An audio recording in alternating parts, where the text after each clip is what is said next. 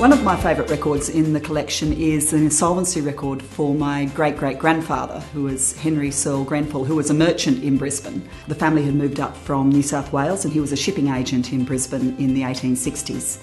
And in 1865-66 he went bust, and also his business went bust. So we have the files, the insolvency records for those files, and far from being very dry government records, they have a lot of really interesting detail in them. When they were selling up his estate, they sold everything. And there's an inventory that shows everything from room to room. They were selling the beds, the bedclothes, the cot, all the books, the teapots, knives and forks, all of it went, and it's all listed and listed by value.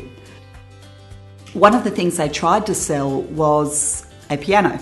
And there's actually an affidavit in the record from Henry's wife, Mary Ann, saying, no, this is not his piano. He has nothing to do with it. It was given to our daughter by a friend for her 16th birthday.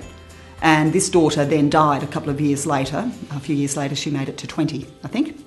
But before she died, she passed it on to one of her sisters, Emily.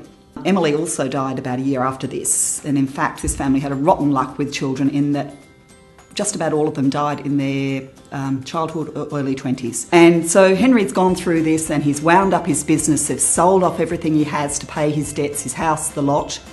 And then he got back on his feet, and about 10, 12 years later, there is another insolvency file, this time for his son George. And he was very ill, and there are letters in his file that, in very weak handwriting in pencil, saying, I'm sorry about the writing, but I'm really ill. And he was declared insolvent in February. 2 weeks later, he died. So once again, poor Henry had to step into the breach, and having overseen the winding up of his own affairs, he then had to wind up everything for his son, who had just died. So it was all rather awful, really. They came good, as far as I know. They came well. Certainly by the time my grandmother was born, everything seems to have been hunky-dory, but I think they had a bit of a rough old time. But it's all in the records and it's just marvellous.